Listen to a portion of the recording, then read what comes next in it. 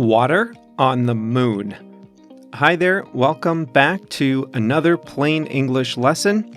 I'm Jeff, the producer is JR, and this is lesson 317.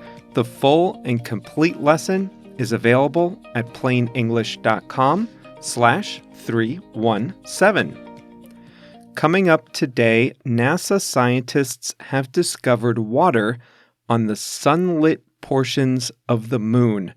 This follows a discovery a few years ago of water on the dark side of the moon.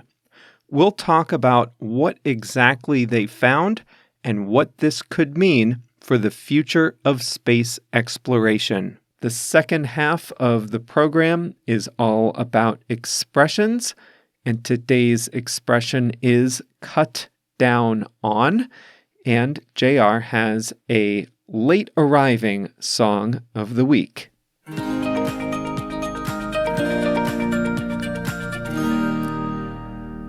NASA is confirming there is water on the moon and on more parts of the moon than previously thought. Back in August 2018, researchers found significant ice deposits in the cold and dark areas of the moon, including in cratered areas that are permanently shadowed. The question remained whether water could exist on the sunlit parts of Earth's closest neighbor. In October, space researchers confirmed the presence of water on the moon's sunlit surface. This new breakthrough suggests that water, essential for life on Earth, is distributed across even more of the moon's surface.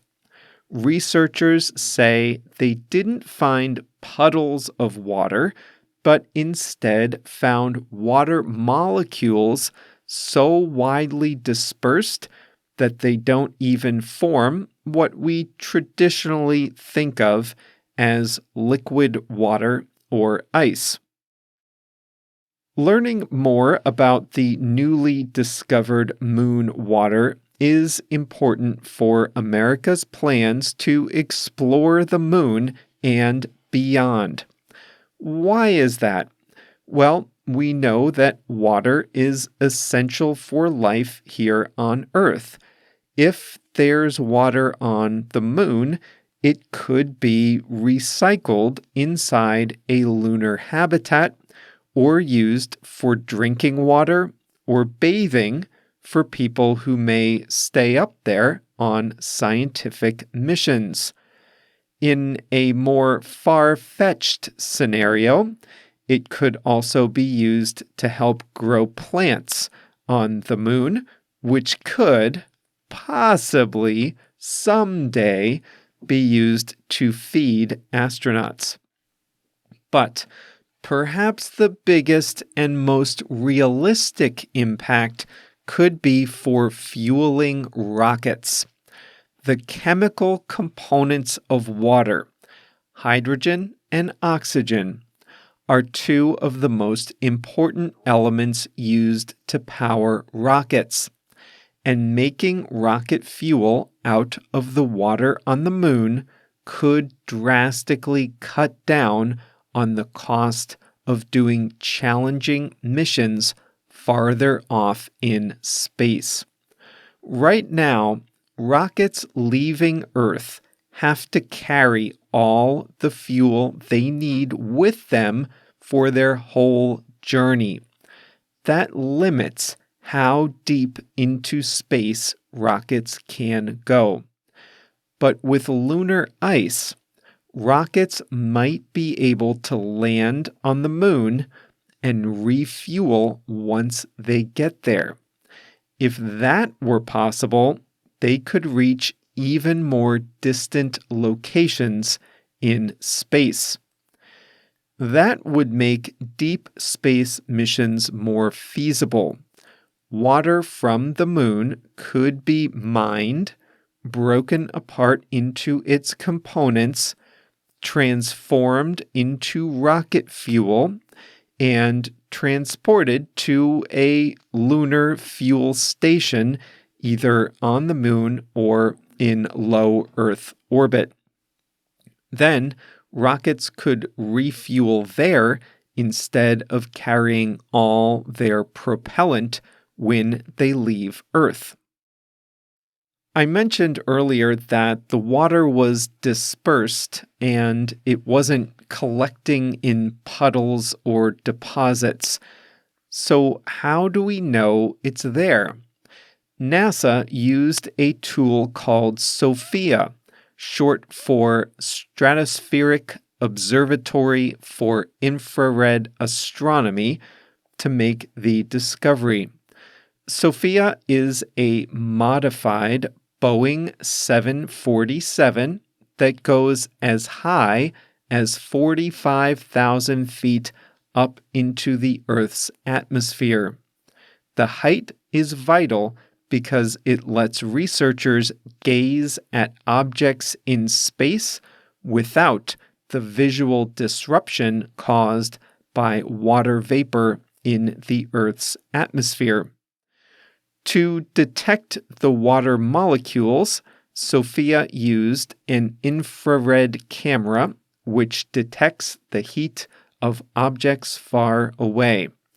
For a time, researchers had suspected there was water on the sunlit parts of the moon, but they were unable to tell whether they were seeing water or water's close chemical cousin, hydroxy, or OH. The advanced instrumentation on SOFIA allowed them to conclude that, yes, what they were seeing was indeed water. Where was it hiding? Water can't collect on the surface because of the extreme temperatures and the fact that the moon doesn't have much of an atmosphere. Without some type of protection, water would just be lost to space and not preserved on the surface of the moon. But that's not what's happening. Water is forming and becoming trapped there. The current thinking is that the water molecules are most likely stored in naturally occurring volcanic glass or sandwiched between microscopic grains of rock dust. The next step in the research would be to find out exactly how the water formed and why it persists. NASA is about to start follow-up observations on SOFIA. They are now hoping to map a majority of the moon's surface to determine where water exists and what its behavior is like.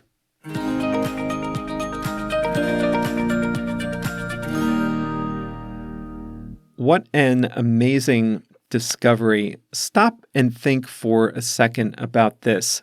They were able to find water trapped in glass beads on the moon. That is just incredible.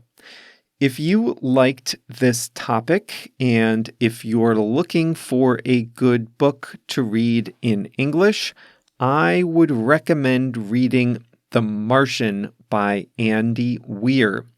It's fiction, but it was written by a space scientist in his spare time, and many reviewers say the science is pretty solid.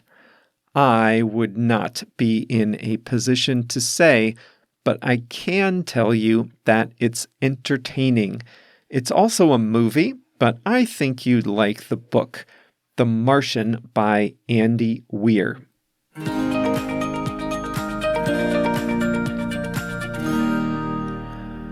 Today's expression is to cut down on something. When you cut down on something, you reduce something that's either unnecessary, wasteful, or undesirable. To cut down on something is to use less of it in a good way. It's very common to use this when talking about your diet. If you have high blood pressure, you might be trying to cut down on salt. That means you're trying to consume less salt in your diet. Some people cut down on carbohydrates. In fact, if you've ever followed the Atkins diet, you've probably cut way down on carbs. To cut way down is to reduce something by a lot. Personally, I've cut way down on added sugar. There are still a few things in my diet that have added sugar, but not many. I've made a real effort, and I've cut way down on food with added sugar. I've reduced it a lot. If you find that you waste a lot of food, if the food goes bad before you can eat it, you might try to cut down on waste. How can you cut down on food waste? You can plan your meals more effectively, buy smaller portions at the store, and freeze food that you can't eat right away. Those are all good ways to cut down on food waste, to reduce the amount of food that you have to throw away.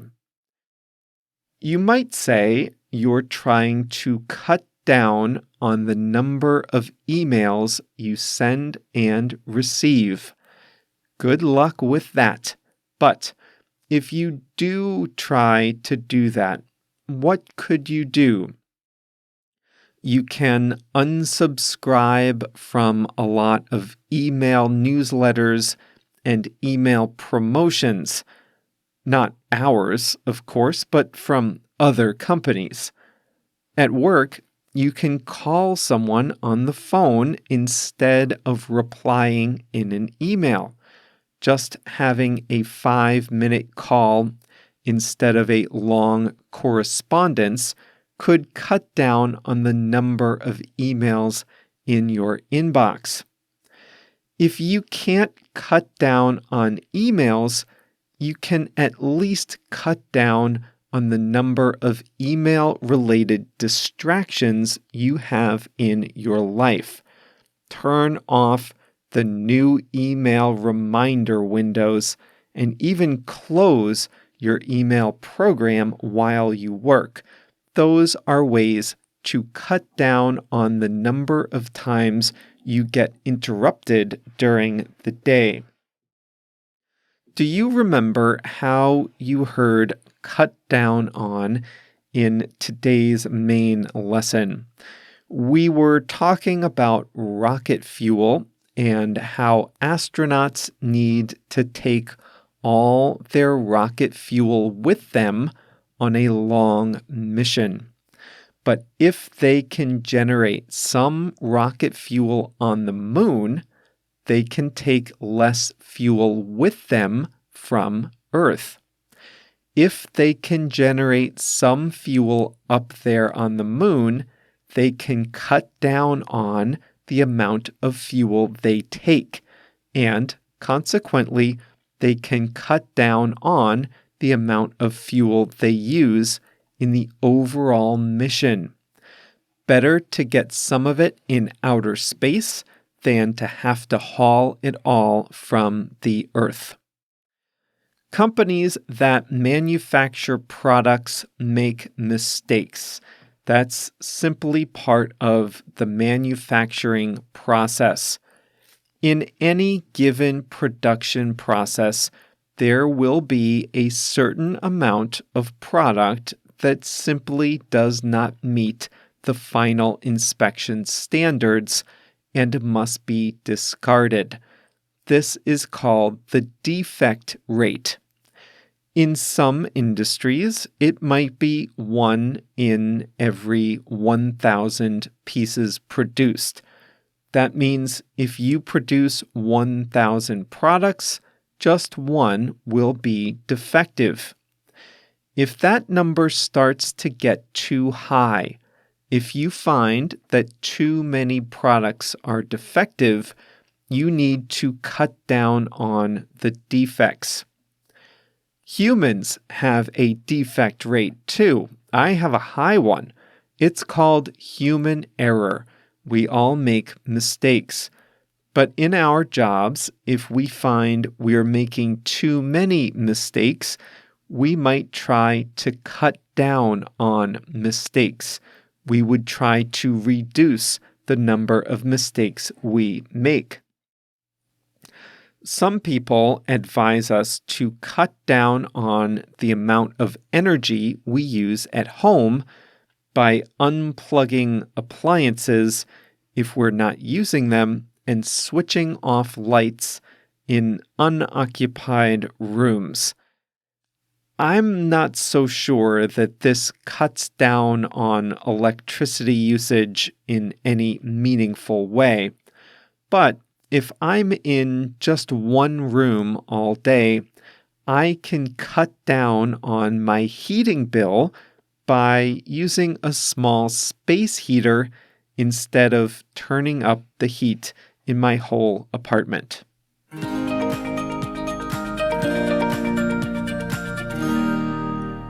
Today's song of the week is Dandelion by Jealous of the Birds. A dandelion is a type of flower. This song appears in the Hulu series Normal People, and it accompanies a scene where two people are riding their bikes from a country house into the nearby village. Some great scenery in that part of the show. Dandelion by Jealous of the Birds is JR's song of the week. And that brings us to the end of today's lesson. I hope you enjoy it as always, and please do remember that there's even more where this came from at plainenglish.com. Can you believe we have a library of 317 lessons? And if you're a member, even a free member, you can browse the full history of expressions in our expressions library. So you can just page through and you'll see hundreds of individual lessons just about expressions. That's a great way to experience the full history we have, and that's included in the free membership. Just go to the homepage at plainenglish.com and you can sign up for free.